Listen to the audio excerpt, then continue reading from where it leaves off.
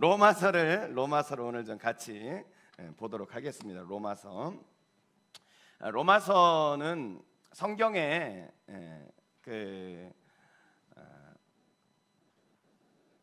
교리에 대해서 가장 특별히 기독론에 대해서, 구원론에 대해서 가장 우리에게 잘 정확하게 전해주고 있는 것이 로마서입니다.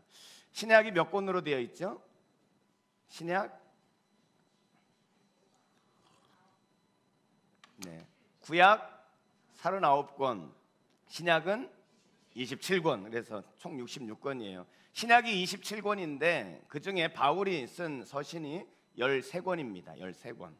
27권 가운데 13권이 바울이 썼는데, 바울이 쓴 서신 중에서 가장, 성경이 다 중요하지만 특별히 중요한 것이 있다면 로마서다, 이렇게 볼 수 있습니다. 왜냐하면 복음을 가장 체계적으로, 구원에 대해서 가장 체계적으로 설명하고 있는 책이 바로 로마서라 그래요.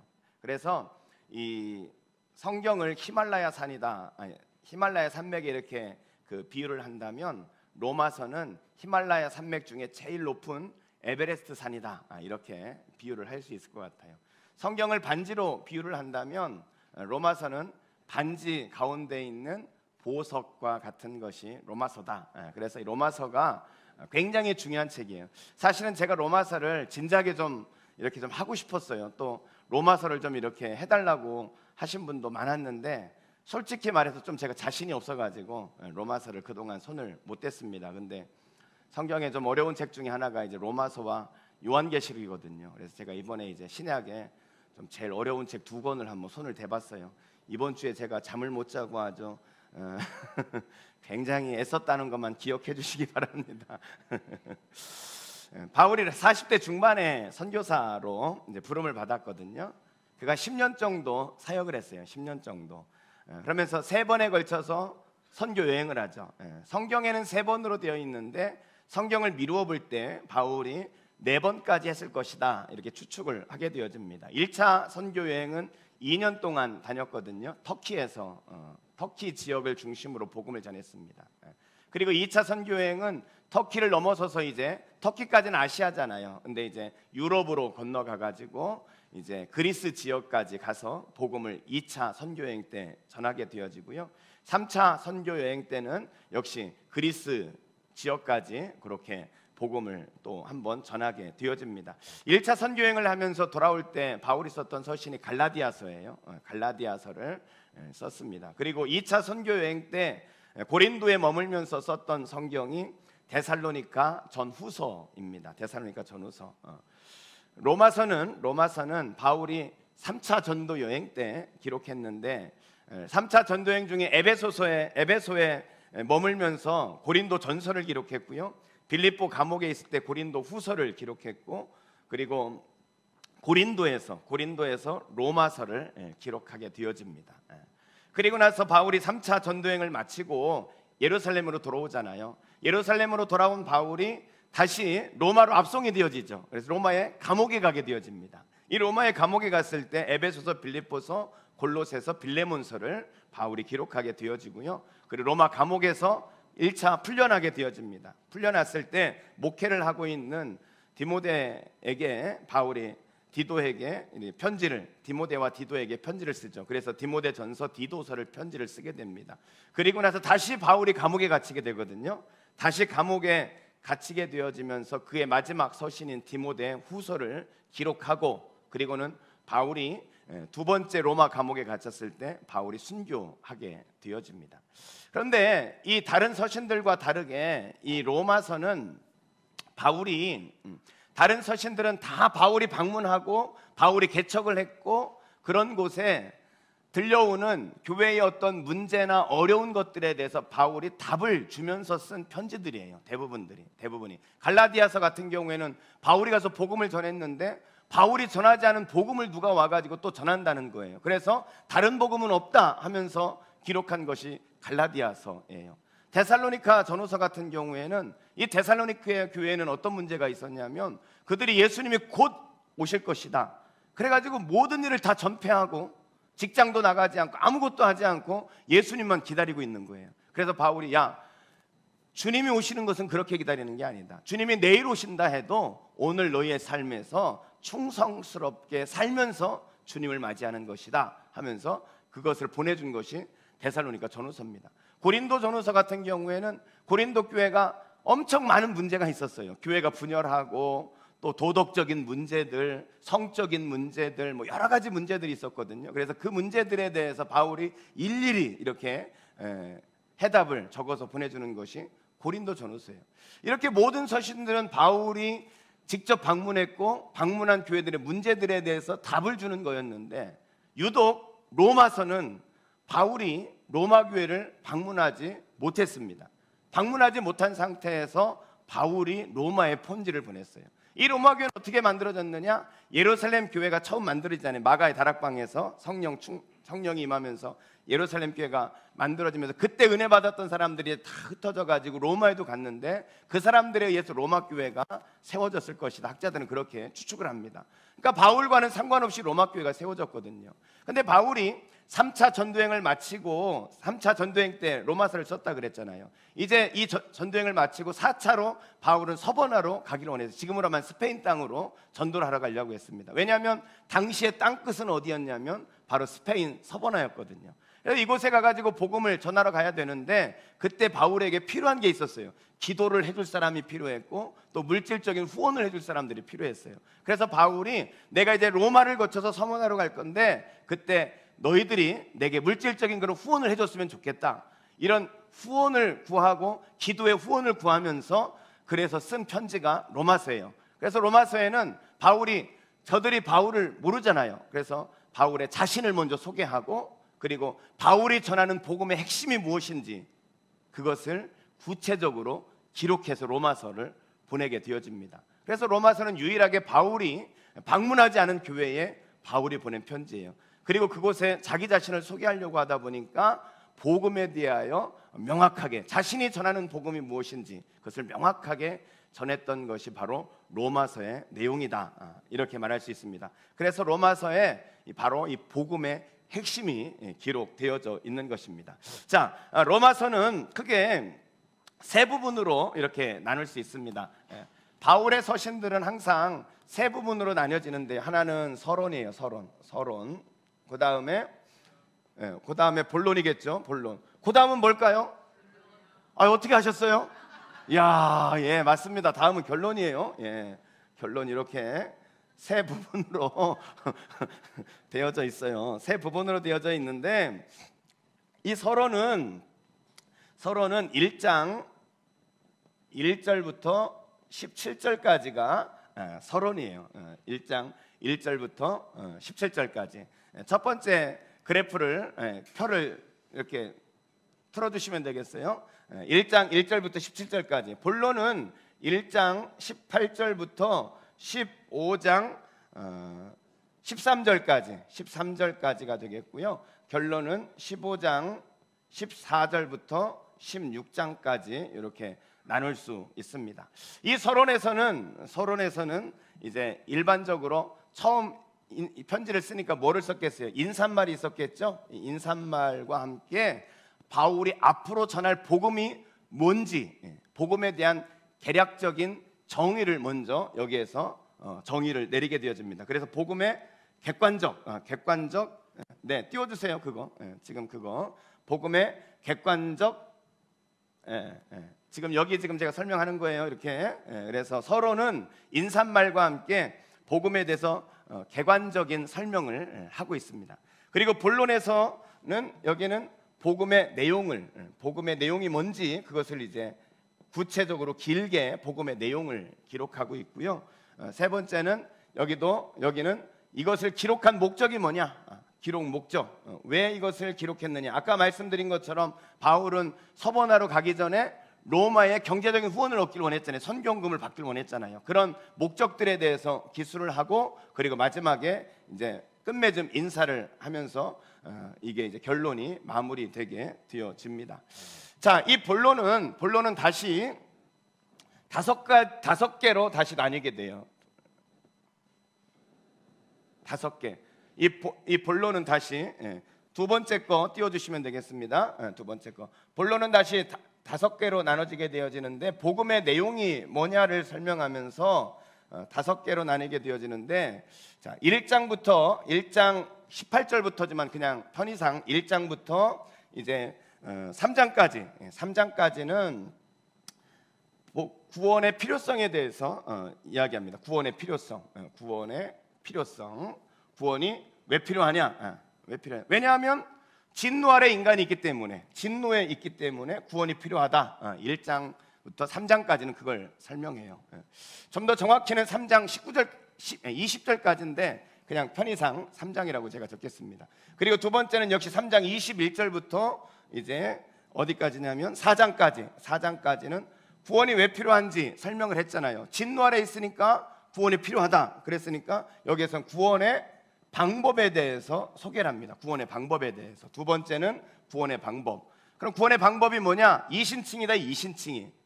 한번 따라 배우겠습니다. 이신칭의. 이 말은 기억해야 돼요. 이신칭의.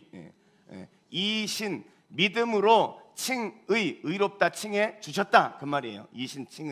이신칭의로 구원받았다. 구원의 방법에 대해서 소개하고, 세 번째는 구원받았으니까 이제는 구원의 확신, 우리가 어떻게 구원을 확신할 수 있는가, 구원의 확신에 대해서 소개를 하게 되어집니다. 그러면서 확신을 하는 근거가 뭔지, 확신의 근거를 바울이 이제 거기서 조목조목 설명을 하는 거예요. 그리고 나서 4번, 네 번째는 뭐냐면 이 구원에 대해서 쭉 설명을 하고, 이신칭의에서 구원을 받는다면 유대인은 도대체 뭐냐, 이거에 대해서 설명을 하는데, 그래서 여기에 구속의 역사에 대해서, 유대인의 어떤 그런 역사에 그동안 하나님이 구속을 어떤 식으로 해왔는지 그것을 설명을 하면서 유대인의 구원에 대해서 네 번째에서 설명을 하게 되어집니다. 그리고 다섯 번째는 구원의 결과가 어떻게 되는지, 그래서 구원받은 자는 어떻게 사는가, 이것을 이제 설명을 하고 있습니다. 이게 이제 서론, 본론, 결론인데, 본론은 다시 5개로 이렇게 나뉘어져 있다는 거예요. 5개로 나뉘어져 있다. 그래서 이렇게 이제 한번 이런 구조 속에서 한번 이제 하나씩 살펴보도록 하겠습니다. 자, 먼저 서론을 한번 보도록 하겠습니다. 서론을 보면, 서론은 다시 3개로 나눌 수가 있어요. 서론은 다시 3개로 나누는데, 서론은 첫째는 인사말이 있어요. 인사말. 먼저 인사를 하고, 그리고는 이 복음이 하나님의 아들인 예수님과 어떤 관계가 있는지, 그래서 하나님의 아들의 복음에 대해서 이렇게 설명을 합니다. 이 복음이 예수님과 어떻게 관계가 되어져 있는지 그것을 설명하게 되어지고요. 그리고 두 번째는 바울이 이 복음을 전하는 바울의 모습은 어떤지, 바울의 복음 전도자로서의 자세를 두 번째 여기에 설명을 합니다. 복음 전도자로서의 자세. 그래서 바울이 감사하는 건 뭐고, 바울의 기도는 어떻고, 바울의 사역은 어떤 식으로 하고, 이런 것들을 소개를 하게 되어지고요. 세 번째 서론은 로마서 1장 16절부터 17절 말씀인데요. 여기에서 이제 주제로서의 복음을 제시합니다. 복음을 정의해 가지고 제시해 주는 거예요. 자, 여러분 성경을 한번 찾아보겠습니다. 성경을 한번 찾아보세요. 로마서 1장 16절과 17절 말씀이에요. 로마서 1장 16절, 17절. 이 말씀은 여러분이 암송을 해야 돼요. 로마서 1장 16절, 17절 말씀. 내가 복음을 부끄러워하지 아니하노니. 자, 한번 같이 한번 읽어볼까요? 시작.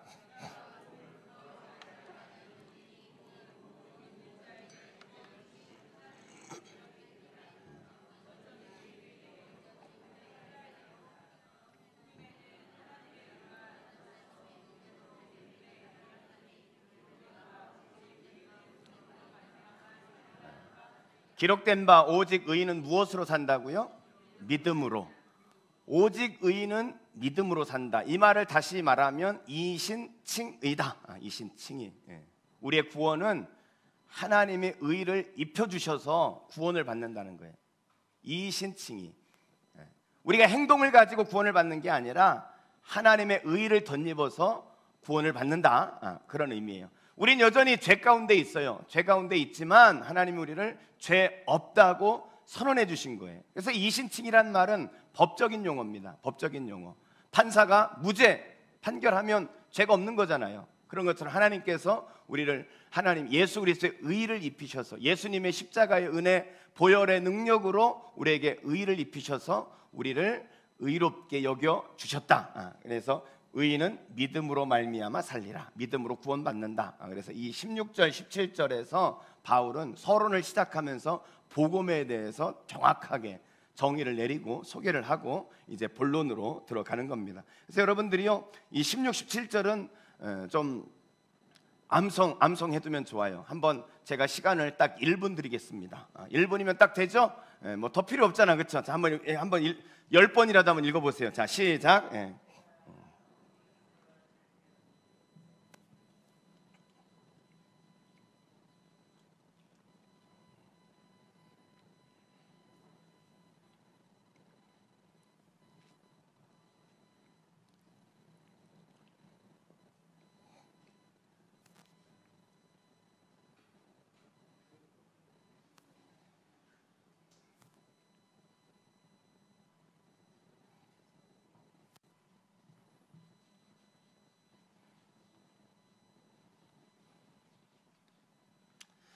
방송실 4번표 열어주세요.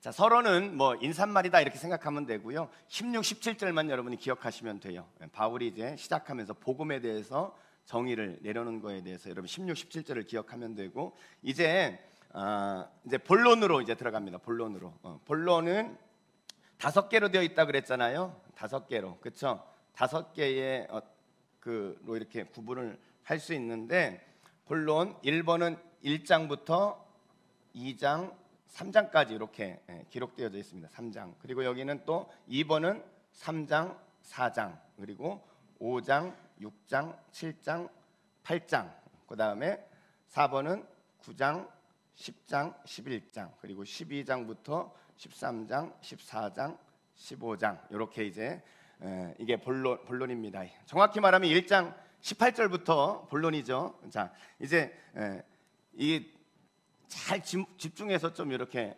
들어주세요. 그래야 이거를 함축해가지고 여러분들이 한 번에 로마서를 한 번에 쫙 넣을 수 있으니까 집중해서 들어주시면 좋겠습니다. 자, 여기 표에 보면 왼쪽에 이렇게 블럭을 쳐놓은 부분이 있죠. 1번 1장 18절부터 3장 20절까지. 그렇지만 그냥 1장부터 3장이다 이렇게 제가 이야기를 하도록 하겠습니다.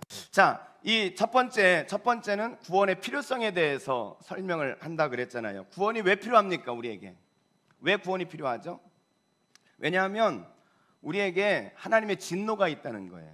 하나님의 진노가 하나님이 죄에 대해서 진노하기 때문에 오늘 우리에게 구원이 필요하다는 거예요. 그래서 오늘 이 구원의 필요성 1, 2, 3장에서 바울은 세 부류의 사람들에게 구원이 필요하다. 그들이 죄 가운데 있다 하고 선언을 하게 됩니다. 1장에서는 이방인들이 1장은 하나님의 진노 아래에 있는 이방인이다. 이방인이란 말에 동그라미를 치세요. 1장은 이방인이 죄인이라는 거예요. 이방인이 죄인. 그러면서 이방인이 죄인인데 왜 이방인이 죄인이냐? 이방인의 죄에 대해서 이제 설명을 하는 거예요. 그러면서 바울은 두 가지 하나님이 이방인에게 주신 것이 있다는 거예요. 하나님을 알 수 있는 것을 두 가지를 주셨다는 거예요. 첫째는 양심이고 두 번째는 자연입니다.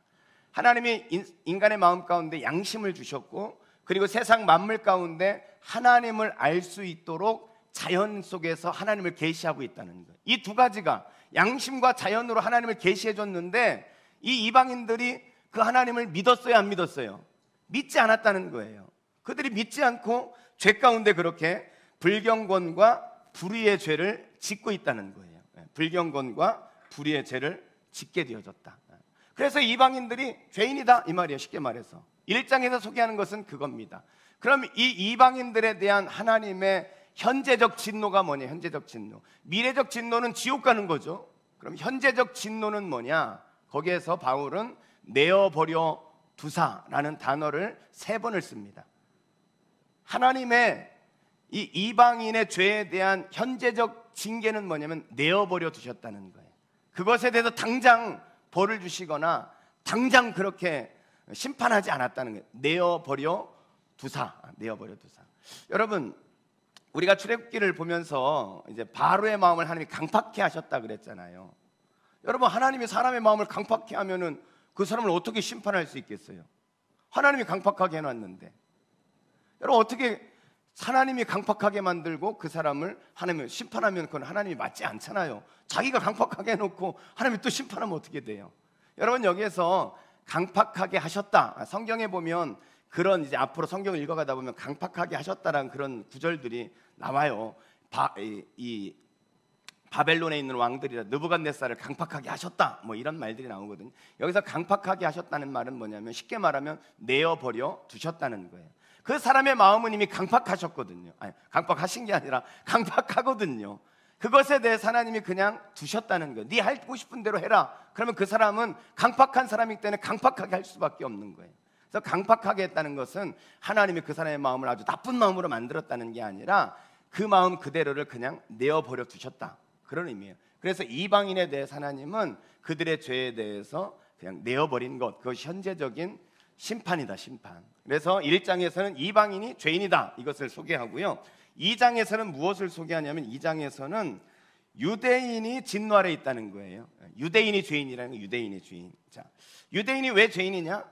유대인들은 이방인과 똑같이 그들도 우상 숭배하고 도덕적인 타락을 했다는 거예요. 우상 숭배하고 도덕적인 타락을 했다는 거예요. 그래서 유대인 너희도 죄인이다, 이것을 2장에서 소개를 합니다. 너희도 죄인이다. 그렇다면 유대인들에게 그 의문이 들 거 아니에요. 아니, 그럼 우리가 이런 많은 하나님의 선민인데 왜 우리가 똑같이 죄인이냐, 이런 의문이 들 거 아니에요, 유대인들에게. 그렇죠? 자기들은 선민인데 이방인과 다르게 하나님을 그동안 섬겨왔는데 왜 우리가 똑같이 죄인이냐? 그거에 대해서 바울은 뭐라고 말하냐면, 바울은 유대인들에게 여러 가지 특권이 있는 건 사실이라는 거예요. 유대인들에게 특권, 어떤 특권들이 있겠습니까? 그들은 하나님을 섬겨왔어요. 그들은 하나님의 말씀을 받은 사람들입니다.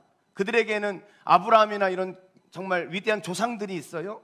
여러 가지 유대인들에게 율법 같은 그런 특권이 있지만, 그러나 바울이 말하는 건 뭐냐면 그 특권으로 구원을 받을 수는 없다는 거예요.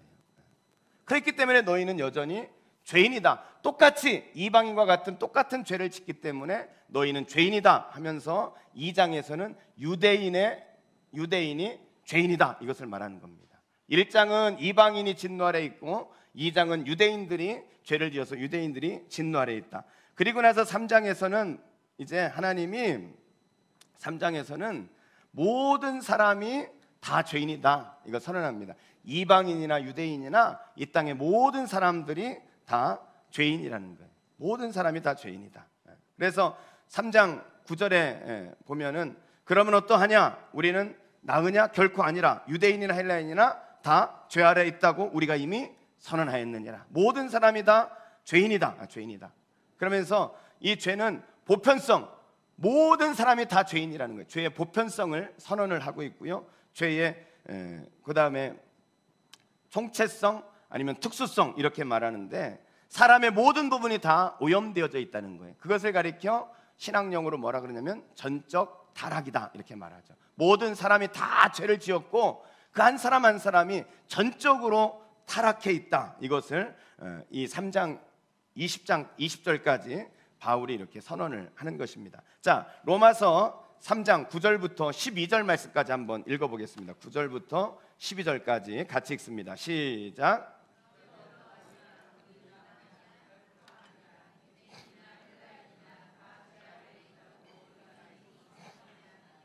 기록된 바 이는 없나니 하나도 없으며 깨닫는 자도 없고 하나님을 찾는 자도 없고 다 치우쳐 함께 무익하게 되고 선을 행하는 자는 없나니 하나도 없도다.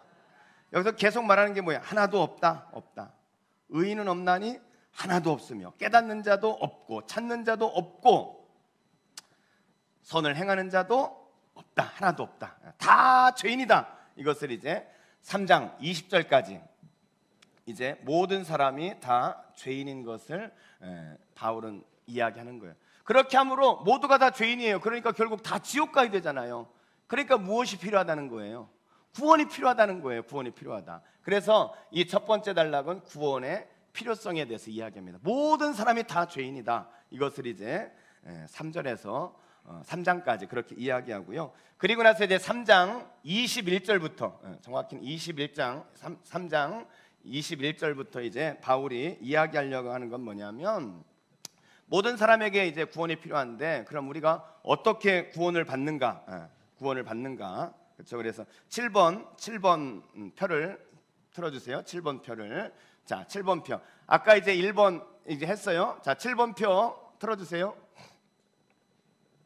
구원의 방법에 대해서 이제 두 번째 구원의 방법에 대해서 이야기해도 구원의 방법이 뭐라고요? 무엇으로? 이신칭의. 이신칭이란 말을 기억하셔야 돼요. 알았죠? 다시 한번 따라해 보겠습니다. 이신칭의. 이신칭의로 너는 구원받는 거다. 이것을 설명하는 거예요.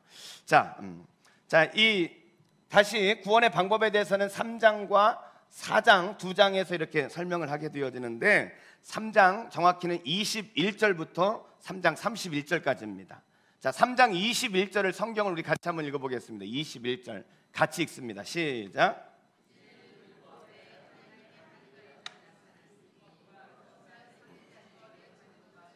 네. 이제는 율법 외에 하나님의 한 의가 나타났으니 율법 외에 한 의가 나타났으니 그동안 모두가 다 죄인이라는 거예요. 죄인이. 이 죄를 무엇으로 지금 이 사람들이 죄인이 됐죠? 이방인들은 무슨 법으로? 양심의 법으로. 유대인들은 무슨 법으로? 율법으로. 양심의 법에 의해서 당신이 죄다. 양심의 가책 없이 양심의 거리낌 없이 평생을 산 사람이 없다 이거죠. 유대인들은 너희들이 율법을 받았는데 율법을 완벽하게 지키는 사람들이 아무도 없다는 거예요. 양심을 완벽하게 지키고 살아가고 율법을 완벽하게 지키고 살아가면 그 사람은 의로운 사람이잖아요. 그런데 아무도 그걸 지키지 못하거든요. 그러니까 의롭지 못하다는 거예요. 그래서 이제는 율법 외에 양심 외에 하나님이 준비한 하나님의 의가 나타날 수밖에 없다는 거예요. 하나님의 준비한 의, 그것을 통해서 우리는 구원을 받게 되어진다는 것입니다. 그래서 이신칭의를 통해서 하나님께서 우리를 구원해 주신다는 거예요. 곧 예수 그리스도를 믿음으로 말미암아 모든 믿는 자에게 미치는 하나님의 의라는 거예요. 하나님의 의, 완벽한 의가 무엇을 통해서 우리에게 주신다고요? 예수 그리스도로 말미암아 예수님이 십자가의 사건을 통해서 예수님의 보혈을 통해서 하나님께서 우리를 의를 입혀 주셨다. 그 말이 의를 입혀 주셨다. 자, 여러분 이것을 좀 설명하려면 사람이 있잖아요. 사람이 있는데 사람 안에는 다 뭐가 있어요? 죄가 있죠. 이렇게 죄가. 옆에 분은 한번 이렇게 한번 보세요. 가슴을 살짝 보세요. 이게 있나 없나? 네, 이렇게 가려도 다 보여요? 보이면 안 되는데 보이면 안 돼요. 왜냐하면 사람이 다 죄인이잖아요. 그런데 하나님께서 어떤 사람에게는 예수 그리스도의 보혈에 옷을 입혀주셨다는 거예요. 예수님의 보혈의 옷을 이렇게 입혀주셨다는 거예요. 그래서 이 보혈 때문에 이 죄가 보이냐 안 보이냐? 안 보인다는 거예요. 그래서 의롭게 되어졌다는 거예요. 이게 칭의예요. 이게 칭의. 하나님이 예수 그리스도의 보혈로 우리를 덮어주셨기 때문에 우리가 의롭게 되어진 거예요. 이것을 설명하고 있는 것이 출애굽기에서 무슨 사건입니까? 유월절 사건이잖아요. 유월절 사건. 유월절에 어떻게 하라 그랬어요? 유월절에 이게 집에 사람이 이렇게 살잖아요. 이쪽 집에도 살고 이쪽 집에도 사람이 이렇게 살잖아요. 다 죄가 있단 말이에요. 죄가 있어요. 이렇게 죄가 있는데 하나님의 죽음의 사자가 딱 오잖아요. 그렇죠? 오는데 어느 집은 넘어갑니까? 어느 집은? 예수의 피를 이 양의 피를 여기다 바른 이 집은 죽음의 사자가 넘어가는 거예요. 그런데 바르지 않은 집은 어떻게 됩니까? 이렇게 가는 거예요. 죽는 거예요. 알았죠? 살고 죽는 것이 어디에 있었어요? 보혈에 있다는 거예요. 보혈에 있다는 거예요. 이게 칭의라는 사건이에요. 이게 칭의.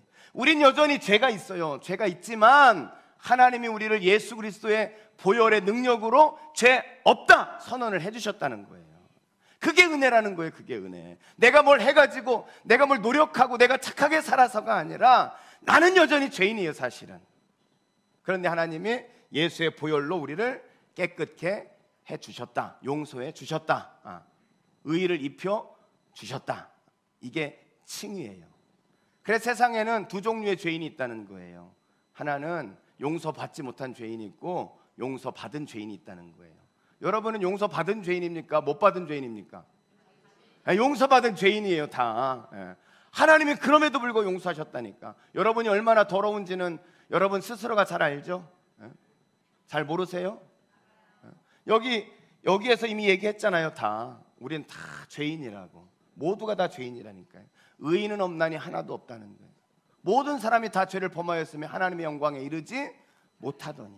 그게 우리였어요. 그런데 예수 그리스도의 보혈로 우리를 입혀주셨기 때문에 우리가 죄인이지만 그런데 우리는 의롭다. 하나님 말씀해 주셨어요. 이게 뭐라고요? 칭의, 이신 칭의. 그 칭의를 받는 도구가 뭐냐? 믿음이라는 거예요. 믿음으로 우리가 믿음으로 말미암아 이랬잖아요. 믿음으로 그것을 받게 되어지는 것입니다. 그래서 이 3장에서 이야기하려고 하는 것은 그거예요. 그거를 이제 이야기합니다. 거기에 보면 칭의의 기원은 하나님의 은혜다. 이런 말도 있고 칭의의 기초는 그리스도의 구속, 예수님이 십자가에 죽으심으로 그랬다는 거죠. 자, 로마서 3장 25절과 26절 한번 또 읽어봅시다. 25절, 26절 시작.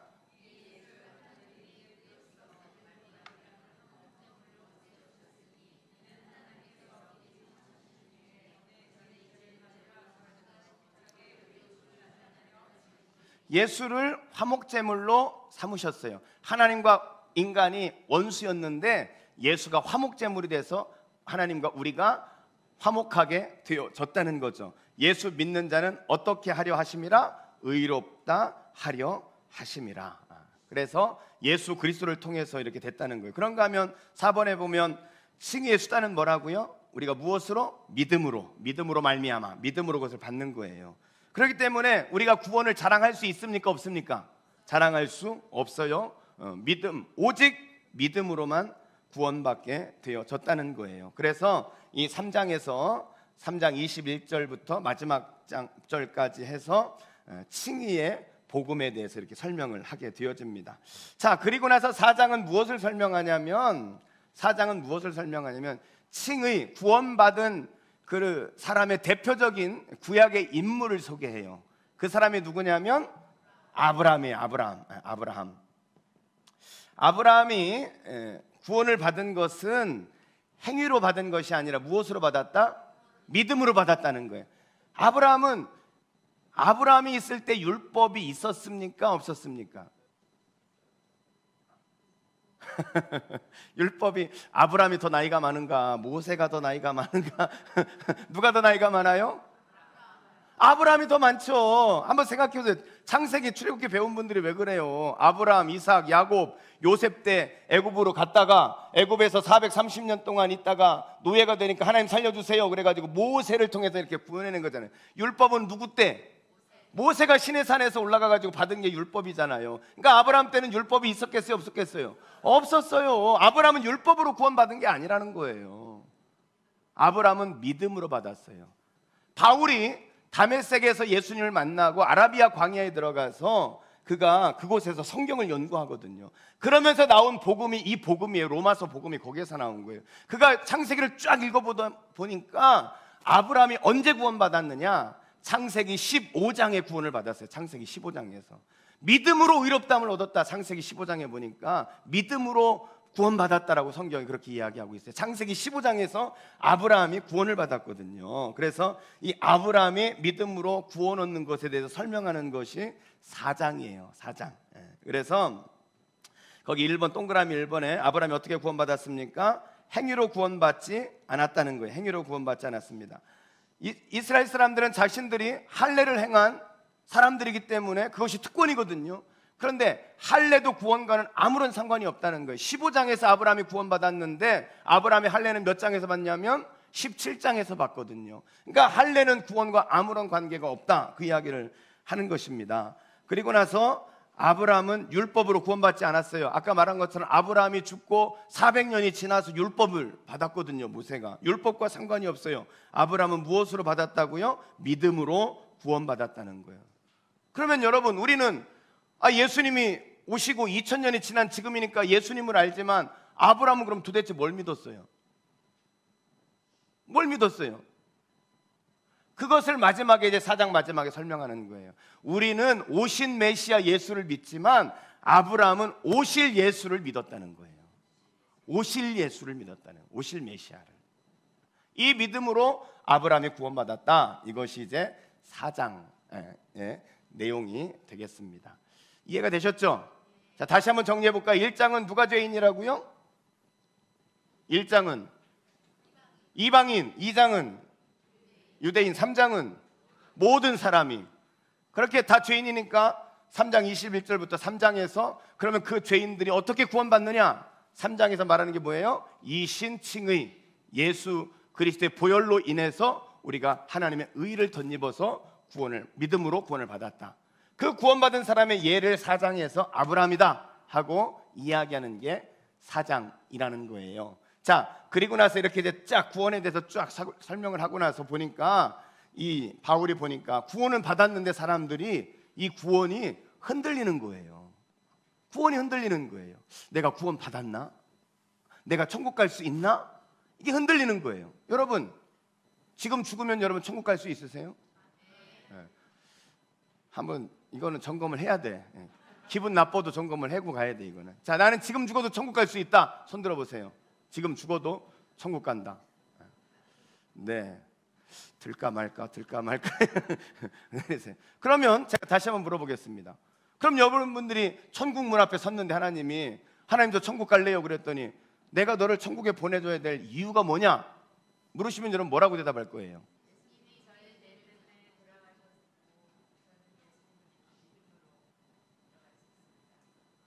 아니 여러분, 그걸 대답을 못하면은 하나님 물어볼 때 뭐라고 대답하려고 그래요? 잘 모르겠어요 하나님. 그러려고 그래요? 무엇으로 구원받는다 그랬어요? 이신칭의라 그랬잖아요. 이신칭의, 예수 그리스도의 십자가의 은혜로 우리의 죄값을 대신 십자가에 죽으셨기 때문에 그 예수님을 믿음으로 하나님께서 우리를 의롭게 여겨주셨지 않습니까?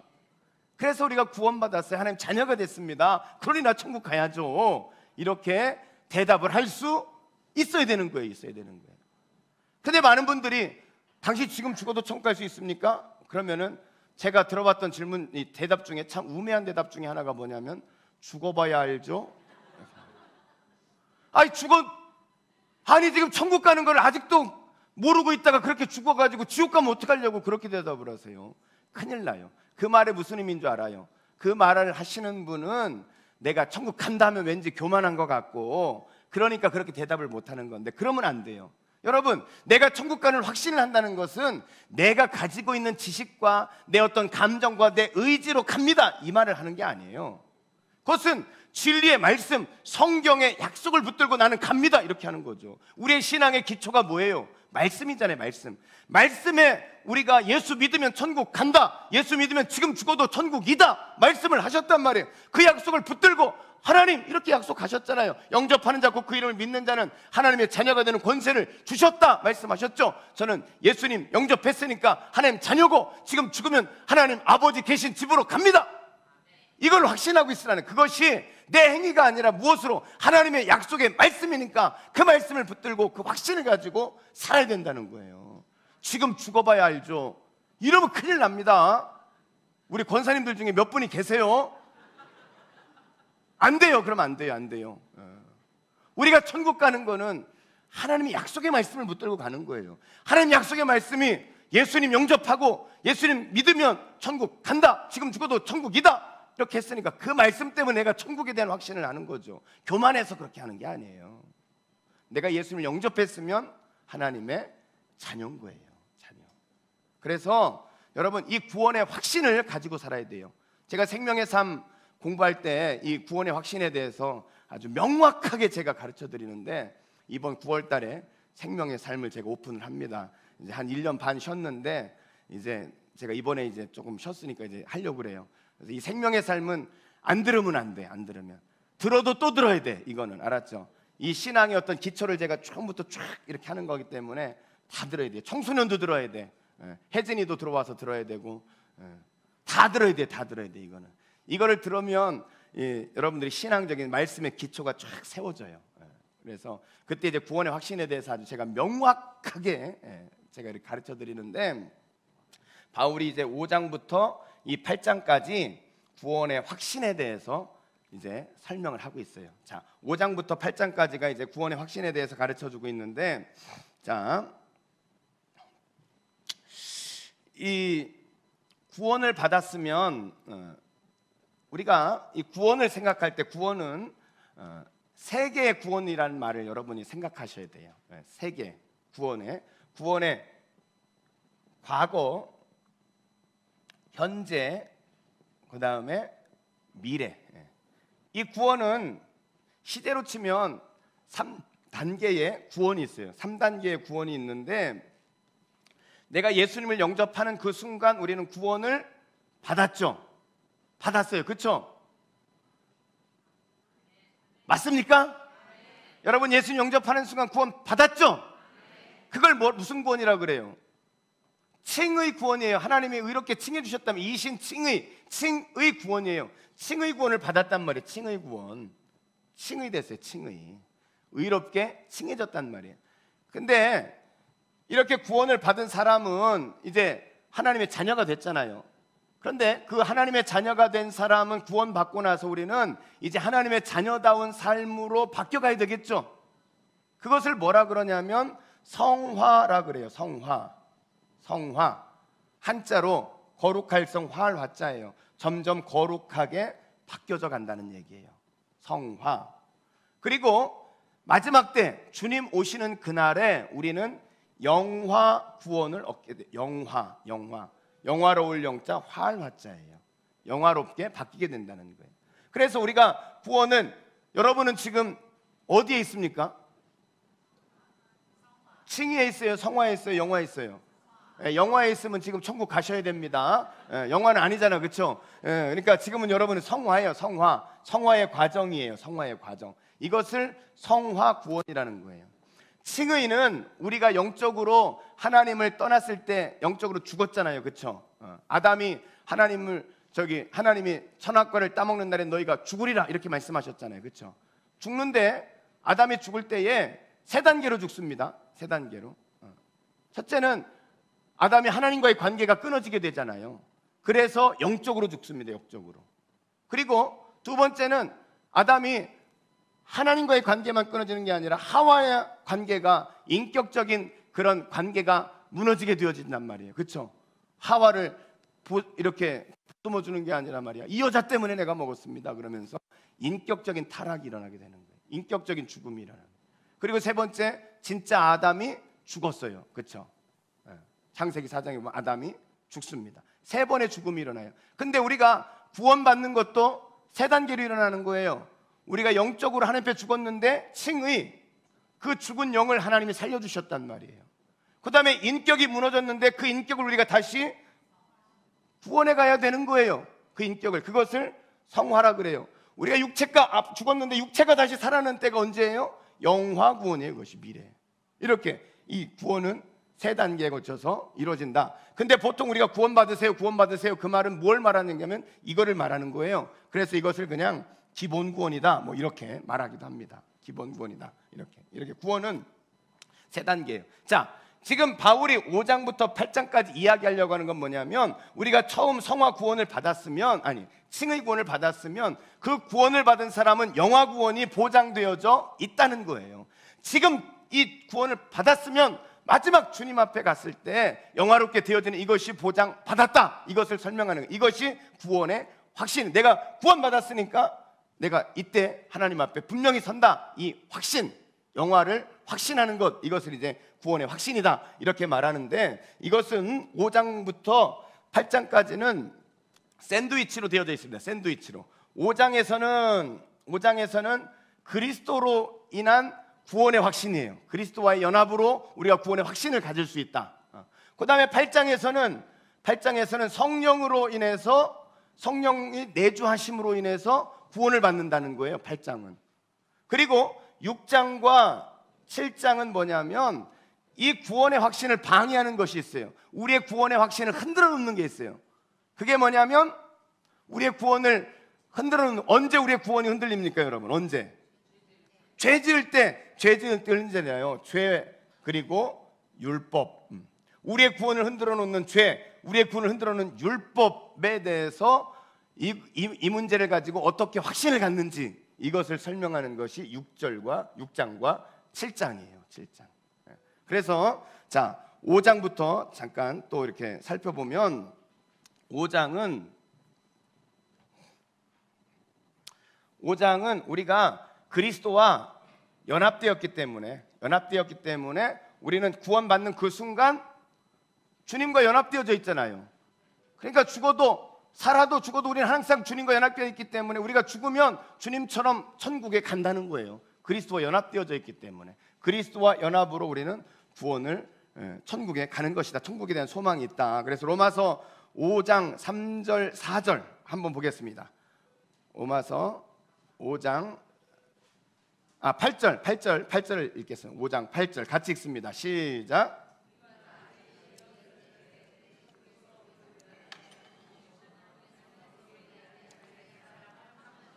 예, 이것도 또 제자 훈련할 때 많이 외우셨죠? 우리가 아직 죄인 되었을 때에 그리스도께서 우리를 위해 죽으심으로 하나님께서 자기의 사랑을 우리에게 확증하셨어요. 누구를 통해서? 그리스도를 통해서. 예수 그리스도를 내어줬는데 하나님 우리에게 어떤 사랑을 내어주지 않겠냐? 너희가 예수와 연합되어진 존재이기 때문에 하나님께서 너희를 영화까지, 천국까지 인도해 가시는 것이다. 이 확신을 가지라는 거예요. 자, 10절 말씀을 또 읽어보겠습니다. 10절 같이 읽습니다. 시작.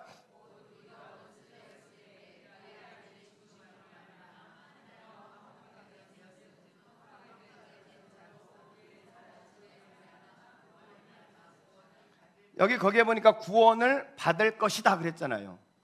이 말을 읽으면 여러분이 이 구원이 무엇이라는 것을 알 수 있어요. 칭의, 성화, 영화 뭐예요? 영화죠. 영화. 그렇죠? 미래형이잖아요. 구원을 받을 것이다. 화목하게 된 자로서는 더욱 그의 살아나심으로 말미암아 구원을, 영화를 받을 것이다. 그래서 이 5장에서 그리스도로 인해서 우리가 영화가 확실하다. 그래서 구원의 확신을 그렇게 이야기하고 있는 것입니다. 19절 말씀을 또 보겠습니다. 19절에 같이 읽습니다. 시작.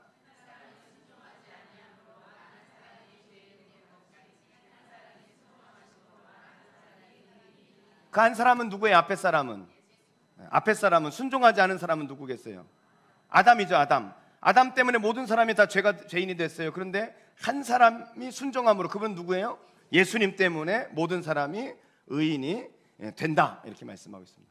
예수님 때문에 우리가 의인이 됐어요. 예수님과 함께 우리는 연합되어진 그런 존재다. 그렇기 때문에 우리는 같이 예수님과 함께 영화로운 영화 구원의 자리까지 가는 것이다. 그래서 거기에 이제 로마서 5장에서는 그리스도와 이제 연합했기 때문에 우리가 구원의 확신을 가지고 살아야 된다. 이것을 설명하고 있는 거예요. 자, 6장과 7장은 아까 제가 샌드위치의 가운데에 들어온 거라고 말씀을 드렸죠. 우리의 구원의 확신을 방해하는 것 중에 하나가 뭐냐면 6장에서는 죄에 대해서 우리에게 설명을 해주고 있습니다. 근데 자, 이 죄에 대해서, 죄에 대하여 죽음으로써 죄의 지배로에서부터의 자유로워진다는, 우리는 죄에 대해서 죽었다. 우리는 죄에 대해서 죽었다.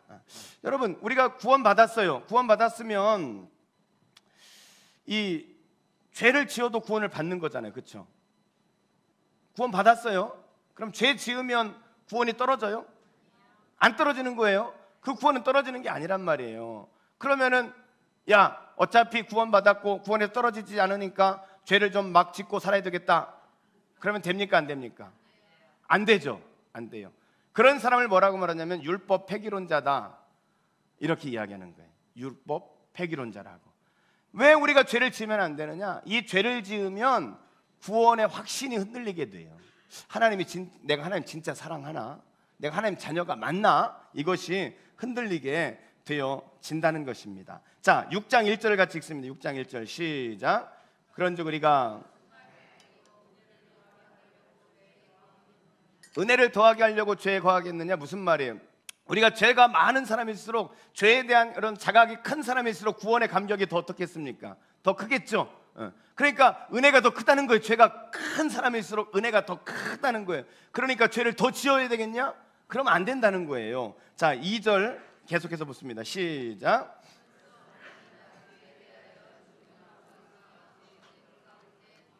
우리가 죄에 대해서 어떻게 됐다고요? 죽었다는 거. 우리는 죄에 대해서 이제 죽었는데 또 죄에 대해서 왜 살려고 하느냐? 죄의 지배를 받지 말라는 거예요. 죄가 자꾸만 우리에게, 야, 너 그렇게 하고도 무슨 구원받은 사람이야, 그러면서 우리를 자꾸만 유혹해가지고 세상으로 죄 가운데 이끌어 가려고 하는데, 그렇게 끌려다니지 말고 이젠 죄에 대해서 죽었으니까 죽었다고 선포하고 이제는 의인답게 그렇게 살아야 된다, 이것을 우리에게 말씀하고 있는 거예요. 11절 신자는 죄에 대하여 죽은 자요 하나님께 대하여는 살아있는 자다. 그래서 6장 11절에 보면 이와 같이 너희도 너희 자신을 죄에 대하여 죽은 자요 그리스도 예수 안에서 하나님께 대하여 살아있는 자로 어떻게 하라고요? 여길지니라. 나는 죄에 대해서 죽었다, 나는 의에 대해서 살았고 하나님의 사람으로 살아간다, 이것을 선언하고 살아야 된다. 그러면서 14절에 보니까 죄가 너희를 주장하지 못하리니 이는 너희가 법 아래 있지 아니하고 은혜 아래 있음이라. 그러니까 우리가 더 이상 죄 아래 있는 사람이 아니고 은혜 아래 있기 때문에, 내가 죄 문제, 여전히 우리가 이 땅에 살고 있고 우리 안에 옛사람이 있기 때문에 죄가 이렇게 있지만, 그것 때문에 우리가 구원에 대한 확신, 천국 간다는 확신에 대해서는 흔들리지 말라는 거예요. 죄의 지배를 받고 살지 말고 우리는 은혜의 지배를 받으면서 은혜 아래 있다는 거예요. 그래서 15절부터는 죄의 종에서 이제 우리가 하나님의 종으로 그렇게 벗어났다. 18절에 이렇게 말합니다. 죄로부터 해방되어 의에게 종이 되었느니라. 우리는 이제 의의 종이다, 이 말이에요. 6장 23절에 가서 보면 죄의 삭은 사망이 하나님의 은사는 그리스도 예수 우리 주 안에 있는 영생이니라. 죄의 삭은 사망이지만 이제 그리스도 예수 안에 있는 우리는 이 죄에 대해서 무관하고 죽었다. 그러니까 우리에겐 뭐가 있다고요? 영생이 있다는 거예요. 영생이. 그래서 이 영생을 6장에서는 죄에 대해서 죽은 자니까 우린 그리스도와 함께 영생이 있다, 그 확신을 가지고 살라는 거예요. 죄로 인해서 흔들리지 말고. 그 다음에 넘어가서 7장에 가면 이제 율법이 우리의 죄를, 이 구원의 확신을 방해한다는 거예요. 율법이 방해하는데, 그 율법으로부터도 우리는 해방이 되어졌다는 거예요. 율법으로부터도 해방되어졌다. 그래서 율법의 일반적인 원리는 뭐냐면 거기 산자에게만 적용이 된다는 거예요. 이 로마서에서 7장에서 이제 처음 시작하면서 율법은 산자에게만 적용이 된다는 거예요. 자, 무슨 말이냐면, 그러면서 바울이 결혼의 비유를 설명을 하고 있거든요. 자, 결혼을 했어요. 결혼했는데 내가 그 배우자로부터 자유해지는 것은 언제입니까? 그 배우자가 죽으면 그 배우자에게 자유해지는 거잖아요. 그렇죠? 그러면 이제 재혼할 수 있어요. 그렇죠? 배우자와 결혼관계 있는데 또 딴 남자한테 가가지고 하면은 뭐가 돼요? 그건 안 되는 거잖아요. 그렇죠? 그걸 된다고 생각하면 안 됩니다. 알았죠? 그러면 안 돼요. 그래서 배우자가 죽었어요. 배우자와 관계가 끊어졌어요. 그러면 새로운 배우자를 만나고 결혼할 수 있는 거잖아요. 지금 이 말하려고 하는 건 뭐냐면, 처음에 우리가 율법과 결혼을 했다는 거예요. 율법과 결혼을 했는데 이제는 우리가 율법에 대해서 죽었단 말이에요. 우리가 율법에 대해서. 그래서 율법에 대해서 자유로워졌다는 거예요. 그래서 이제 누구와 결혼을 했다는 거예요? 예수님과 재혼을 했다는 거예요. 그래서 율법에 대해서 우리는 더 이상 지배받지 않는 것이다, 율법에 대해서 자유한 것이다, 이렇게 설명을 하는 것이 로마서 7장이 되겠습니다. 자, 율법에 대해서 우리가 조금 이제 생각을 좀 해보고 갔으면 좋겠는데, 율법은 어떤 기능을 합니까? 율법은 어떤 기능을 해요? 율법은 죄를 깨닫게 한다 그랬어요. 죄를 깨닫게 한다.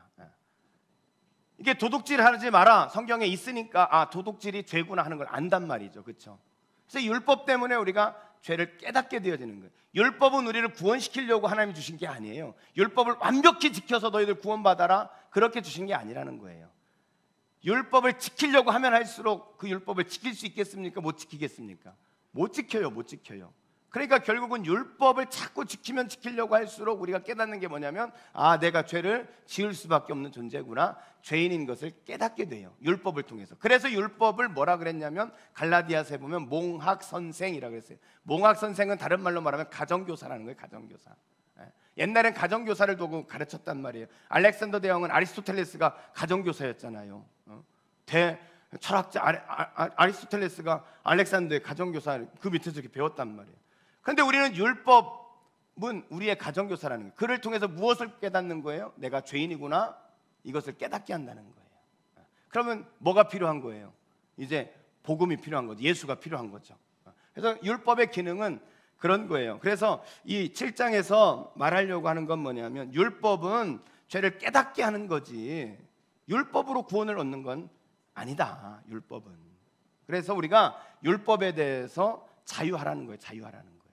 율법에 대해 더 이상 매일 필요가 없다. 자, 7장 21절부터 한번 보겠습니다. 21절. 그러므로 내가 한 법을 깨달았노니 곧 선을 행하기 원하는 나에게 악이 함께 있는 것이로다. 속사람으로는 하나님의 법을 즐거워하되 내 지체 속에 한 다른 법이 내 마음의 법과 싸워 내 지체 속에 있는 죄의 법으로 나를 사로잡는도다. 무슨 말이에요? 내 안에 이 옛사람과 율법을 따라가는 옛사람과 그리고 새사람과의 갈등이 있단 말이에요. 갈등이. 그렇죠? 그래서 바울이 뭐라고 고백하냐면 오라 나는 곤고한 사람이로다. 이 사망의 몸에서 누가 나를 건져내랴. 여전히 이 율법의 지배를 받아서 자신의 죄인임을 자꾸만 깨닫게 되어지는 거거든요. 그랬을 때 우리 주 예수 그리스도로 말미암아 하나님께 감사하리로다. 예수님 때문에 그 율법에 대해서 어떻게 됐다는 거예요? 우리는 자유하게 됐다는 거예요. 더 이상 율법의 지배 아래 있지 않다는 거예요. 이제는 율법의 정죄를 받지 않는다는 거예요. 그렇기 때문에 예수님께 감사하리로다 이렇게 말합니다. 그런즉 내 자신이 마음으로 하나님의 법을 육신으로는 죄의 법을 섬기노라. 내 안에 그런 갈등이 있어요.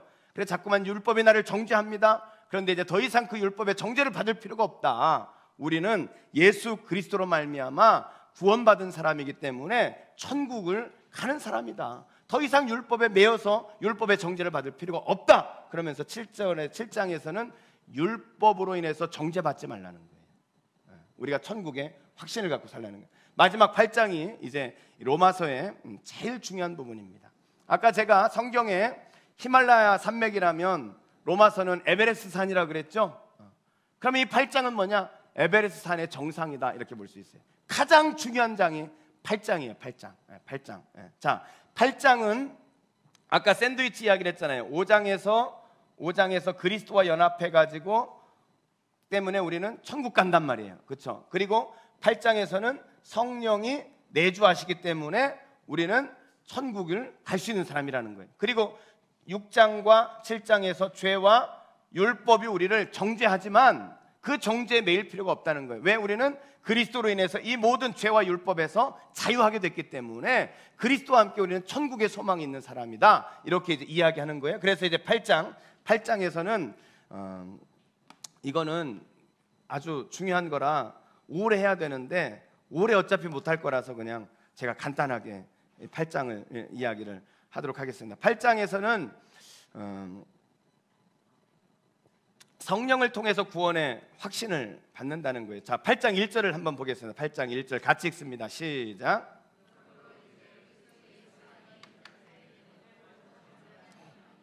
정죄라는 말이 뭐죠?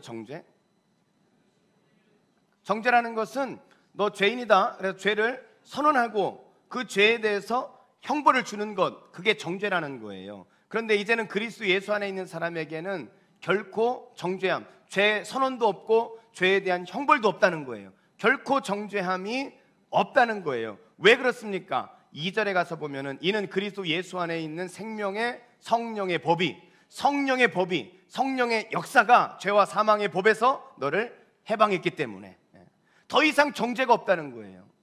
지옥의 심판이 더 이상 없다는 거예요. 무엇 때문에? 성령의 법 때문에, 성령의 내주하심 때문에, 성령이 내 안에 계시기 때문에 우리가 더 이상 그 정죄에 매달려 살 필요가 없다. 그것을 이야기합니다. 자, 11절 보세요. 예수를 죽은 자 가운데 살리신 이의 영이 너희 안에 거하시면 그리스도 예수를 죽은 자 가운데 살리신 이가 너희 안에 거하시는 그의 영으로 말미암아 너희 죽을 몸도 살리시리라. 성령께서 죽을 몸을 살리시리라. 영화 구원을 하시겠다 이 말씀이에요.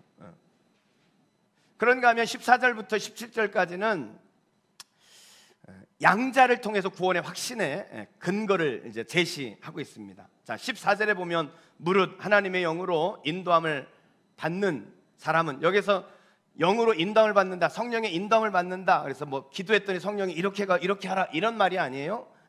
성령을 따라 살아간다는 거예요. 육체의 법을 쫓지 않고 성령의 법을 따라 산다, 그런 말을. 그런 사람은 곧 누구라고요? 하나님의 아들이라는 거예요. 하나님의 아들. 그러니까 이 아들이 됐다는 것은 양자가 됐다는 거죠. 양자가 됐다는 거예요. 양자가 되어졌어요. 자, 양자에게는 상속권이 있습니까? 없습니까? 있어요. 양자에게도 상속권이 있습니다. 법적인 아들에게 상속권이 있듯이 우리가 성령으로 양자가 됐는데 하나님 아버지의 양자기 때문에 우리도 천국을 상속받는 것이다 이 말이에요. 그래서 성령이 우리를 양자 삼으셨고, 그래서 우리는 천국에 대한 확신을 가지고 살아라. 그 천국을 상속받는 사람이다. 이것을 설명을 하는 거예요. 그래서 세 번째로 18절부터 30절까지는 성령을 통한 구원의 확신이죠. 18절 말씀해 보면 생각하는데 현재의 고난은 장차 우리에게 나타날 영광과 비교할 수 없도다. 여러분, 우리의 구원의 확신을 흔드는 것 중에 하나가 뭐냐면 고난이죠. 인생의 고난이 닥치게 되어지면 정말 하나님이 나 사랑하나? 이런 생각이 들잖아요. 그런데 성령이 우리에게 어떻게 한다는 거예요? 고난은, 현재의 고난은 장차 우리에게 나타날 영광. 그 영광이 뭐예요? 주님 앞에 갔을 때, 천국에 갔을 때 그 영화로운 상태, 그거와 지금의 고난은 비교할 수가 없다는 거예요. 그러니까 그것을 보면서 지금의 고난을 넉넉히 이겨가라 그 말이에요. 천국의 소망을 가지고 이겨가라 그 말입니다. 그래서 그 성령께서 우리에게 천국의 그런 그 영광, 그것을 우리에게 주셔서 천국 구원의 확신을 갖게 하신다 그 말이죠.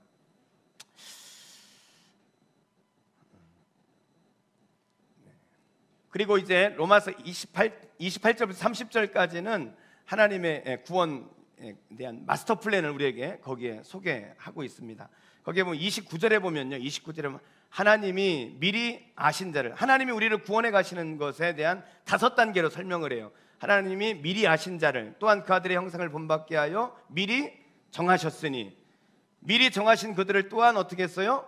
부르시고, 부르신 그들을 의롭다 하시고, 의롭다 하신 그들을 영화롭게 하셨다는 거예요. 로마서 8장 29절부터 30절까지 미리 아신 자를 미리 정하시고, 정하신 자를 부르시고, 부르신 자를 의롭다 하시고, 의롭다 하신 자를 영화롭게 하셨느니라. 영화롭게 하셨느니라. 우리의 하나님께서 우리를 구원하시는 구원의 5단계를 거기에다 소개하고 있는데 28절 우리 같이 읽습니다. 28절, 로마서 8장 28절 같이 읽습니다. 시작.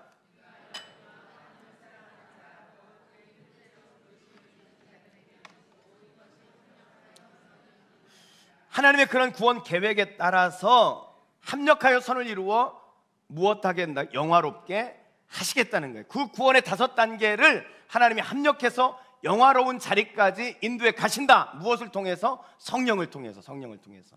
그래서 영화의 자리까지 가게 하신다는 거예요. 그리고 마지막으로 31절부터 39절까지는 강력한 구원의 확신에서 나오는 찬양입니다. 찬양. 이것은 5장부터 8장까지의 결론이라고 말할 수 있는데 거기에 보면 5가지 질문이 있어요. 5가지 질문.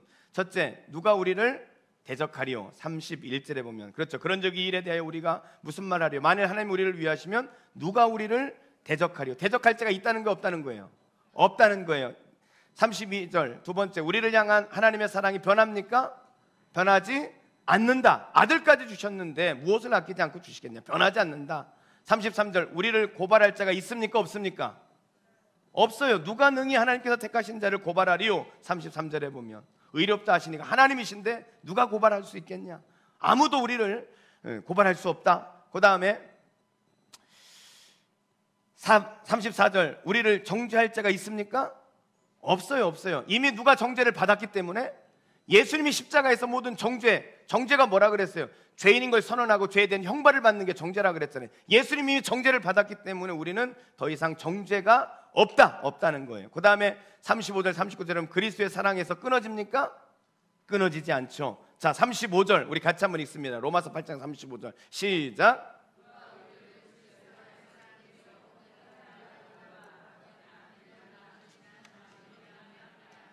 누구도 그 사랑에서 끊을 수 없다 하면서 37절부터 39절 또 같이 읽습니다. 시작.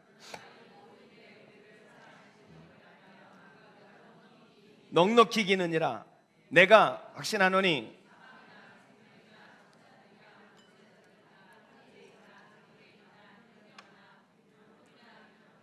다른 어떤 피로물이라도 우리를 우리 주 그리스도 예수 안에 있는 하나님의 사랑에서 끊을 수 없다는 거예요. 없다는 거예요. 할렐루야. 끊을 수 없다. 어떤 것도 끊을 수 없다. 그래서 하나님의 사랑에서 끊을 수 없다. 그래서 제가 구원의 확신에 대해서 이야기할 때마다 제가 꼭 이야기하는 게 있어요. 생명의 삶을 들으신 분들은 이걸 기억할 텐데 제가 개발한 건데요. 참 이보다 더 이 구원의 확신에 대해 잘 설명할 수 있는 건 없어요. 자, 우리가 하나님을 예수님 믿었잖아요, 그렇죠? 그러면 자, 제가 편의상 위에 있으니까 제가 하나님입니다. 그리고 사람 인간이에요, 우리 권사님이 여러분이에요. 자, 그러면 예수를 믿는 순간 하나님을 잡았죠, 여러분. 이렇게 잡았잖아요. 하나님 믿겠습니다, 잡았잖아요. 근데 나만 잡은 게 아니죠. 누구도 잡았어요? 하나님도 잡은 거예요. 이렇게 하나님과 우리 사이가 이렇게 잡았단 말이에요. 그런데 우리는 구원의 확신을 방해하는 것이 아까 뭐가 있다 그랬어요? 죄와 율법 그리고 고난 이런 것들이 오면은 이것을 하나님 놓고 사는 거예요. 이렇게 하나님 떠나는 거예요. 이렇게 떠나요. 그런데 떠나면 하나님 가만히 있습니까? 하나님 가슴 아프단 말이에요. 사랑하는 아들이 떠나 있으니까. 그러니까 한 대 맞겠죠. 그러면 그때 다시 붙는 거예요. 이렇게 하나님 앞에.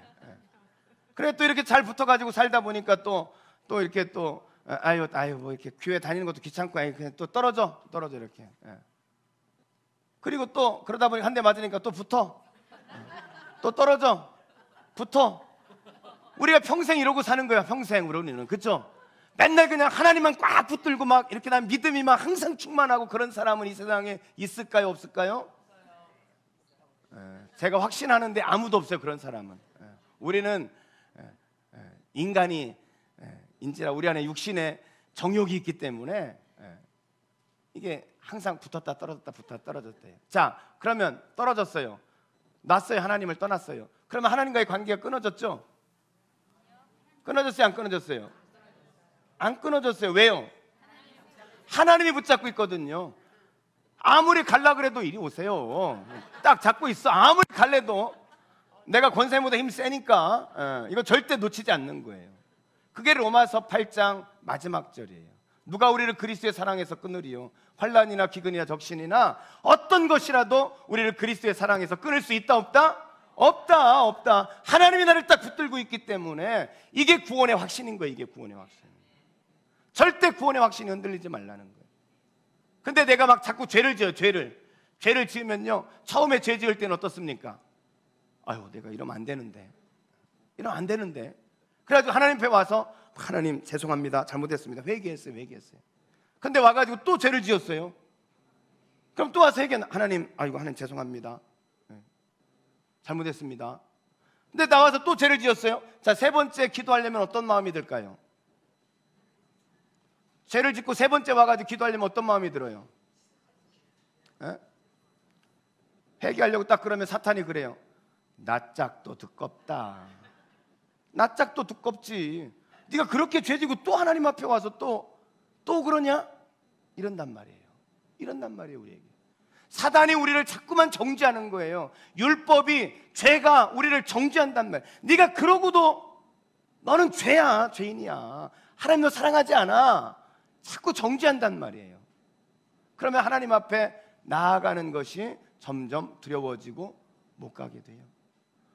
용기를 내서 주일날 딱 가가지고 딱 이제 자리에 앉아가지고 예배 드리기 전에 기도를 딱 하려고 했더니 사탄이 뭐라 그래요? 야, 그따위로 하고 와가지고 무슨 또 예배를 드리냐? 사단이 그런다는 말이에요. 이게 사단의 정죄라는 거예요. 근데 우리는 정죄함이 있어요, 없어요? 없어요. 그리스도 예수 안에서 우리는 다 죄에 대해서 자유한 사람이 된 거예요. 하나님이 우리를 붙들고 있는 이 사랑에서 우리는 끊어지지 않아요. 끊어지지 않아요. 그래서 여러분, 이 구원의 확신은 흔들리면 안 돼요. 이 구원의 확신이 분명한 사람은요, 어떤 시련이 와도 그 시련 속에 하나님의 사랑이 있기 때문에 넉넉히 이겨나가는 겁니다. 구원의 확신에 대해서 8장에서 설명을 하는 거예요. 자, 이제 9장부터 11장까지 이제는 금방 이제 이 뒤는 아주 쉬워요. 금방 갑니다. 이제 9장부터 11장까지 세 번째 단락이죠. 세 번째 단락. 여기는 뭐예요? 이제 구원의 필요성, 구원의 방법, 이신칭의, 그렇죠? 구원의 확신, 그리스도와 연합, 성령의 내주하심으로 우리 구원의 확신을 갖는 거예요. 이제는 구속의 역사. 이 구속의 역사는 건 뭐냐면, 자, 구원은 무엇으로 받는다고요? 구원은 믿음으로 받는단 말이에요. 믿음으로 받는다 그러면 이스라엘 백성들의 마음에 어떤 생각이 들겠어요? 어떤 생각이? 야, 그러면 믿음으로 구원받으면 우린 도대체 뭐냐? 이런 생각이 들지 않겠어요? 유대인이 그동안 우리가 하나님의 말씀을 지켜왔고 율법을 우리가 가지고 이렇게 선민으로 살아왔는데, 아니 갑자기 예수가 들어와가지고 우리 선민도 아니고 이제는 도대체 우리는 도대체 뭐냐? 믿음으로 구원받는다면 우리는 도대체 뭐냐? 이거에 대해서 답변을 하는 것이 9장, 10장, 11장이에요. 이거에 대해서 답변을 하는 것이. 자, 9장에서는 이제 구속의 역사 1이죠. 9장에서는 유대인과 이방인의 구원 문제 이렇게 썼어요. 첫째 1절부터 5절까지 서로는 이스라엘의 불신앙에 대한 바울의 슬픔을 먼저 적습니다. 바울이 이제 9장을 딱 시작하면 9장 3절에 보면 나의 형제 곧 골육의 친척을 위하여 내 자신이 저주를 받아 그리스도에게 끊어질지라도 나는 저들이 구원받기를 원한다, 그 말이에요. 이스라엘 민족들이 구원받기를 원한다. 구원받기를 원한다. 그러면서 바울은 이 유대인의 8가지 특권을 거기에 소개를 하고 있어요. 4절부터 5절까지 보면 유대인의 8가지 특권을 소개합니다. 그들은 하나님의 영광, 구름기둥, 불기둥, 신의 산, 성막, 이거 하나님의 영광을 본 사람들이잖아요. 그렇죠? 그리고 하나님의 약속이 있던 사람입니다. 아브라함이 약속 받았죠. 신의 산에서 약속 받았죠. 다윗도 약속을 받았단 말이에요. 하나님의 약속이 있는 백성이라는 거예요. 율법을 받았죠. 성막이 있어서 하나님을 만나는 예배를 드렸죠. 메시아의 약속이 유대인을 통해서 내려왔죠. 믿음의 조상들이 있죠. 또 그들을 통해서 메시아도 탄생했죠. 유대인에게 이런 여러 가지 8가지 특권이 있다는 거예요. 그런데 그런 특권이 있는데도 불구하고 유대인들은 하나님 앞에 불신앙을 했다는 거예요. 하나님께 그들이 불신앙을 했다는 거예요. 하나님에 대한 믿음이 없었다는 거죠.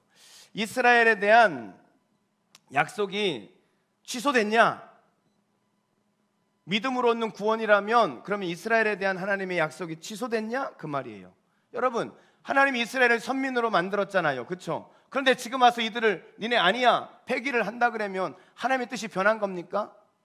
하나님이 폐기한 게 아니라는 거예요. 만약에 하나님 폐기하셨다면 여러분도 구원해 주셨다가 야 니네 아니야 폐기할 수 있잖아요. 그렇죠? 그래서 이스라엘 민족을 폐기한 게 아니다 그 말이에요. 폐기한 게 아니다. 그래서 6절에 보면 하나님의 말씀이 폐하여진 것 같지 않도다. 6절. 그럼 뭐냐? 이스라엘에게서 난 그들이 다 이스라엘이 아니라는 거예요.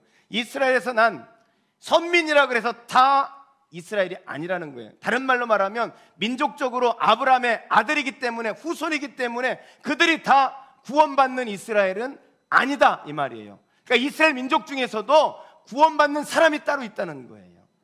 무슨 의미인지 아시겠죠? 이스라엘 버린 게 아니라는 거예요. 버린 게 아니라 그들 중에도 구원받은 사람이 있다, 이것을 설명을 하는 겁니다. 그래서 그 예를 들어서 그거에 대한 반론을 일으킬 때 바울이 설명하는 게 뭐냐면, 아브라함에게 두 아들이 있었잖아요. 그렇죠?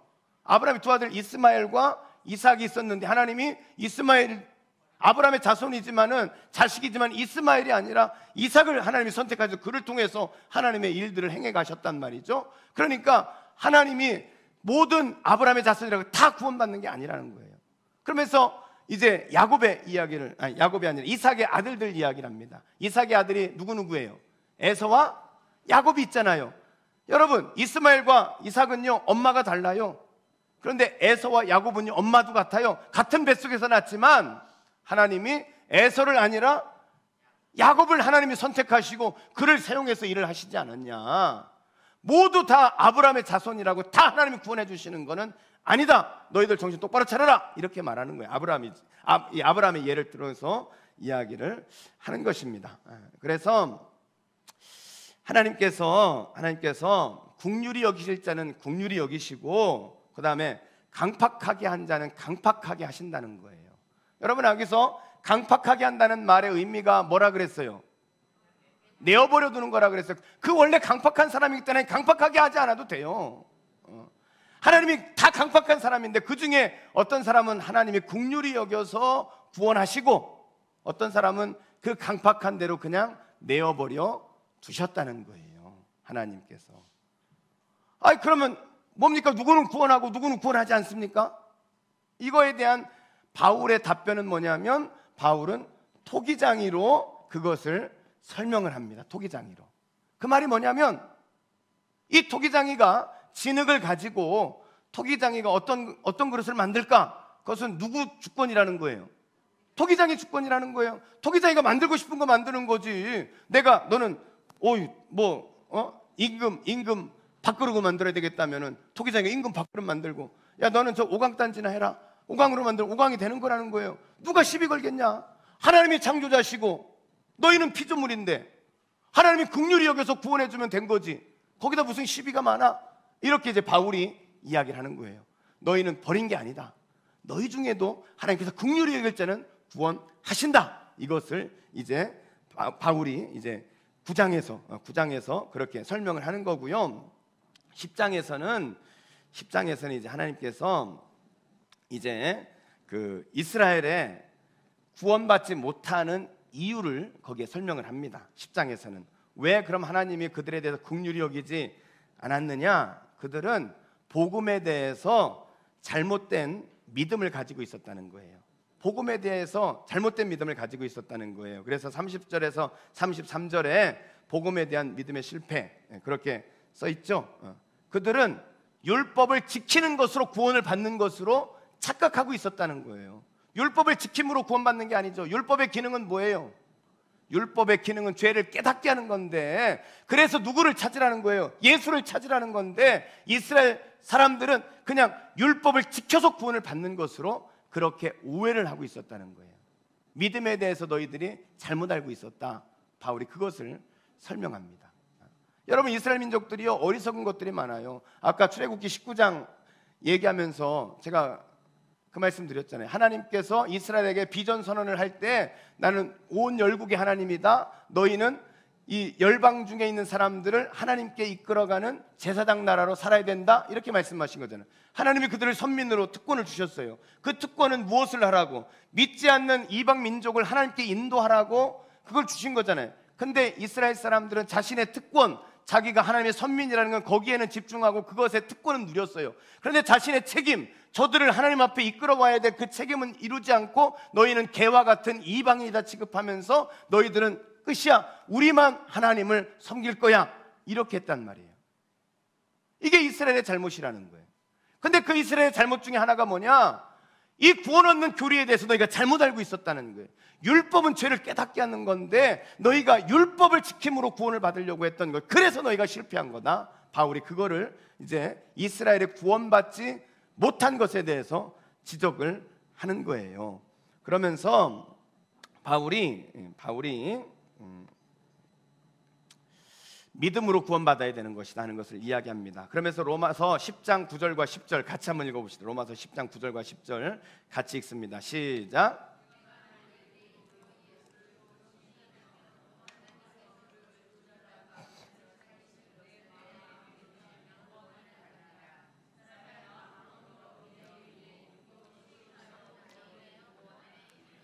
네가 율법을 지키는 것이 아니라 예수를 주로 시인하고 하나님께서 그를 죽은 자가 살리신 것을, 부활하신 것을 내 마음에 믿어야 된다는 거예요. 예수님을 주로 시인하고 예수님을 믿으면 구원을 받는 거다. 근데 너희는 그 구원의 교리를 잘못 알고 있었다. 이렇게 이제 바울이 책망을 하는 거예요. 그래서 유대인들이 구원받지 못한 것에 대해서 너희들이 할 말이 없다, 이렇게 이야기를 하는 거죠. 그리고 나서 11장에서 하려고 하는 건 뭐냐면, 그렇다면 유대인은 이제 끝장입니까? 그 말이에요. 유대인은 끝장입니까? 두 가지 질문을 하고 있어요. 두 가지 질문. 하나는, 그럼 하나님께서 이스라엘 백성들을 모두 다 버렸습니까? 그 질문을 해요. 다 버렸습니까? 아니라는 거예요. 다 버리지 않은 증거를 바울이 대는 거예요. 첫째는, 나 봐라, 나 구원받지 않았냐? 유대인이지만 난 구원받지 않았냐? 바울이 그 말하는 거예요. 바울이. 그래서 다 버린 게 아니다. 나 봐라, 나 유대인이지만 구원받았다. 그러면서 두 번째 증거로 제시하는 게 뭐냐면, 유대인 중에 남은 자가 있다는 거예요. 남은 자. 유대인 중에도 구원받는 사람이 있지 않냐? 그러면서 바울이 예로 드는 게 누구냐면 엘리야의 예를 듭니다. 엘리야 시대에 아합이 선지자들을 다 죽였을 때, 그때 7,000명의 선지자를 숨겨놓으셨잖아요. 하나님께서. 남은 자가 있다. 남은 자가 숨겨져 있는 믿음의 사람이 있다. 유대인들을 버린 게 아니다. 하나님이 남은 자를 구원하신다, 그 말이에요. 이 첫 번째 질문에 대해서 그렇게 말합니다. 두 번째 질문이 뭐냐면, 그러면 이스라엘 백성들을 영구적으로 버렸습니까? 이 말, 영구적으로. 그래, 그 대답에 대해서 답이 뭐예요? 아니다. 그래, 두 번째, 이스라엘 민족의 미래가 어떻게 되느냐? 영구적으로 버린 게 아니라 하나님께서 이스라엘을 구원하신다는 거예요. 구원하신다는 거예요. 어떻게 구원하시느냐? 로마서 11장 11절 같이 읽습니다. 11절 시작.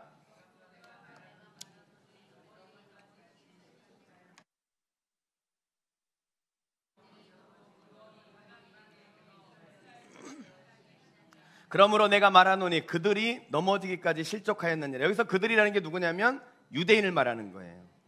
이스라엘 백성들이 실패했다는 거예요. 그들이 구원의 교리를 잘못 알고 있었고 그들이 실패했어요. 그런데 실족하느냐? 그럴 수 없다는 거예요. 그들이 넘어짐으로 인해 일어나게 된 게 있어요. 뭐가 일어나게 됐느냐? 그들이 넘어짐으로 이방인이 구원을 얻게 되었다는 거예요. 하나님이 이스라엘 민족이 자신의 사명을 잘 감당하지 못하고 잘못된 방향으로 가니까 그들을 넘어지게 해가지고 이방인이 구원받게 했다는 거예요. 그러면 이방인이 구원받고 그것으로 끝나는 거냐? 그게 아니라 이방인에게 이르러 이스라엘로 시기나게 함이라. 무슨 말이에요? 이 유대인들이 생각하는 거예요. 우리가 처음에 하나님 말씀을 받은 사람인데, 아니 저 믿지 않는 저 이방인들이, 개 같은 이방인들이 저렇게 구원받네? 우리도 분발해가지고 예수 잘 믿어야 되겠다. 그래서 유대인들이 다시 구원받는 역사가 일어나게 될 것이다. 이렇게 이제 소개하는 것입니다. 자, 25절과 26절 말씀을 같이 읽습니다. 25절 26절 시작.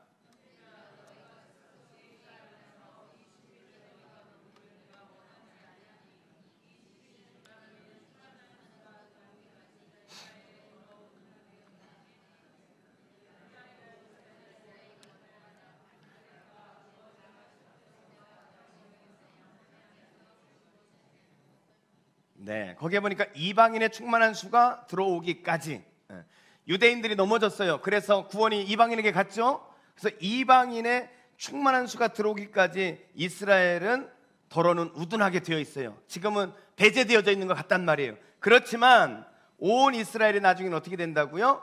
구원을 받을 것이다, 이렇게 말하는 거예요. 다시 구원을 받을 것이다. 그래서 이 선교학자들은 이 유대인들이 다시 돌아와서 구원받는 때, 그때가 주님이 오시는 때다, 이렇게 말하고 있는 거예요. 로마서를 통한 종말론은 그겁니다. 마지막 때에 이방인들을 시기해서 유대인들이 다시 복음 안으로 들어오게 될 거예요. 마지막 때. 그게 마지막의 증세, 현상이에요. 그래서 마지막 유대인들이 돌아오는 것을 보면 주님 오실 때가 가까이 온 것을 알아야 돼요. 근데 여러분, 지금요 유대인들이요 엄청나게 지금 주님 앞에 돌아오고 있습니다. 지난번에 우리 와서 그 설교하셨던 선교사님 있잖아요. 유대인들이 지금 그리스도 안에 들어오는 역사들이 많이 일어나고 있다는 거예요. 그래서 하나님께서 유대인을 버린 것이 아니다. 너희가 복음의 진리를 잘못 알고 있어가지고 실패했다. 그래서 그것 때문에 이방인들이 다시 오게 되었는데, 그렇지만 그 이방인의 수가 충만해지면 다시 하나님께서는 유대인들을 다시 일으켜서 유대인을 구원할 것이다. 이렇게 하나님이 그렇게 말하는 것으로 11장까지가 끝나게 되어지는 거예요. 자, 그렇게 끝났잖아요. 그 다음에 이제 12장부터 이제 15장까지는 그렇게 구원받은 사람은 어떻게 사느냐? 그 말이에요.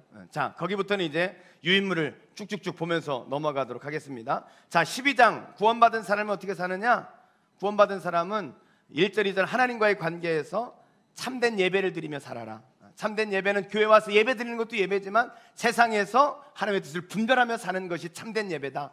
하나님과의 관계가 회복된 사람, 구원받은 사람은 세상에서 예배적 삶을 살아야 된다, 그 말이에요. 교회 공동체와의 관계 속에서는 은사를 바르게 사용해라. 은사를 바르게 사용하면서 살아라. 그 다음에 신자와의 관계 속에서는, 다른 성도들과의 관계 속에서는 형제를 사랑해라. 그리고 불신자와의 관계 속에서는 원수를 사랑하라, 이 말입니다. 그리고 13장에서 구원받은 사람은 어떻게 사느냐? 이제 거기에는 국가와 율법과 종말과의 관계 속에서 어떠해야 할 때지를 가르쳐주는 겁니다. 그래서 먼저 국가의 관계, 국가에 대해서는 어떻게 하라고요? 하나님의 권위 아래 조건적인 복종을 하라는 거예요. 조건적인 복종이란 말이 뭡니까? 조건적 복종.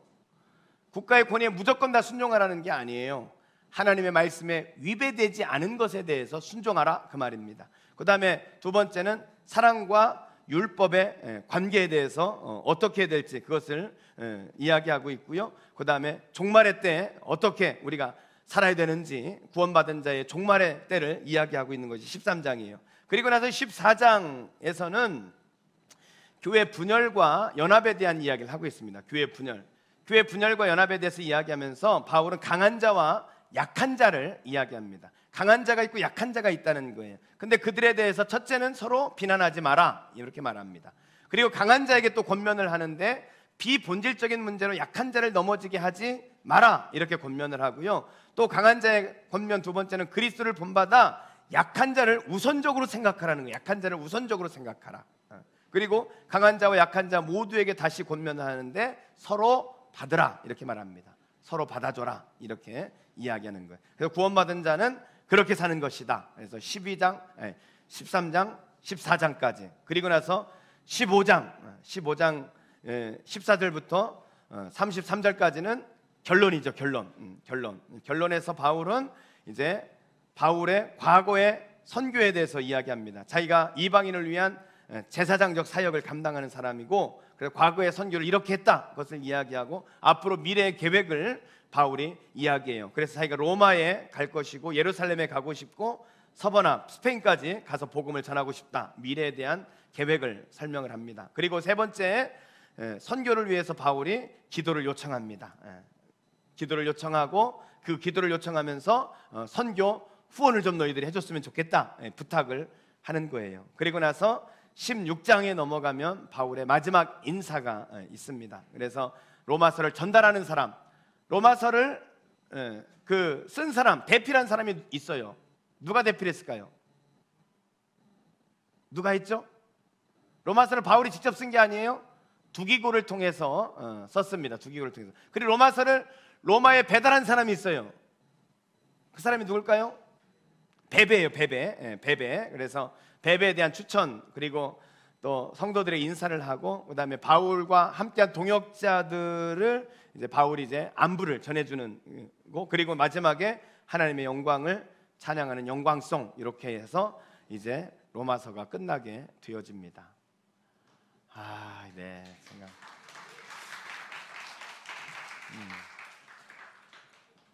이 방대한 걸 내가 요약하고 한 시간에 끝내려고 막 굉장히 했는데 오늘도 역시 제가 시간을 잘 지키지 못했습니다.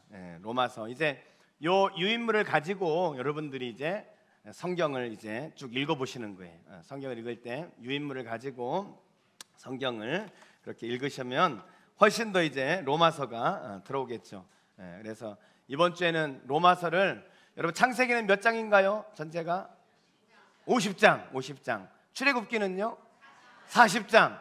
로마서는요 10번 안 읽으면 사람도 아니야. 16장밖에 안 되는데 이건 앉아가지고 바로 그냥 금방 다 한 번 읽을 수 있어요. 로마서는, 그렇죠? 그러니까 로마서, 여러분 말씀 온도계가 안 올라가고 있어요. 파란색이라 차가운가 봐.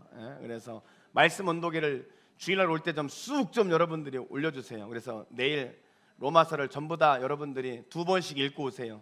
그래서 저 말씀 온도계가 60도로 내일 주일날 올라가게 될 줄로 믿습니다. 이제 다음 주에 이제 요한계시록이에요. 요한계시록.